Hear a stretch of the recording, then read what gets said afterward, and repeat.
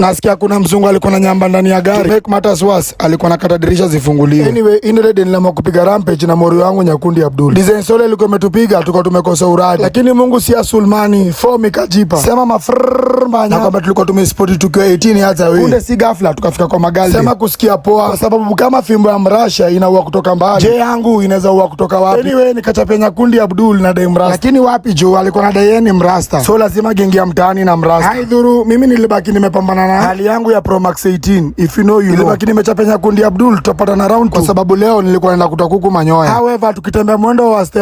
Msupa alikuwa na dai kulamba lolo. Azina alikuwa na dai nimbaye lollipop. Nikendelea tu kumfurahisha. So Nyakundi Abdul akanispot. Nikabaki nimemgotea nikimuuliza rada ni gani. Silo budi ubidi. Ilibidi kwanza nimelambisha msupa lolo. Ndio niweze kuchapana na ex wa Nyakundi. Kama amechapa anataka kunitolea rada. Mimi nani singekataa kwa sababu nilikuwa najua rada ni hoteli. Lakini to my surprise ni kama hoteli iligeuka kwa beauty parlor. Anyway, mimi na kilo zangu 800 niliamua kuingia ndani. Sema kukaribishwa kama mhesh. Anyway, ilibaki nimechapa receptionist na dai msupa wangu akae kama pretty vision. Ghafla bin punde msupa kaanza kutengenezwa makucha. Lakini design alikuwa na lamba lolo, nilikuwa tu na imagine. How if you know you know. Hata mimi singeachwa nyuma, so nilitengenezwa mikono. Ndio niweze kukaa kama Alejandro. Dogo ya dogo beautician akamaliza mambo yake. Sasa hapa nikaanza kiugaldem. Clock it. Msupa alikuwa ameanza kublush akishindwa hizi ni gani. Nini hao unajua mmekuwa mkisema utamu ya mguu ni kunu. Lakini wapi jo, lazima miguu zingepigwa refreshment. Design tulikuwa tunasikia poa na jua mwezi ya mimi. Kwa sababu hapa tulikuwa tuna feel ni kama tuko binguni. Sasa nyinyi mnaona hapa ni kupapaswa plus kudekezwa. After tushamaliziwa tukaanza tena. Clock it. Anyway, ilibidi msupa amekuwa wig ndo aache kukaa kama nyandusi. Design alikuwa na slay ungedhani amekuwa kadibi. Ilibaki nimemchapia badilishwe kwa sababu hiyo nywele ilikuwa inafanana na kichwa yake. Si hata nyinyi mnaona. However, aliamua kupiga wig ya mwisho.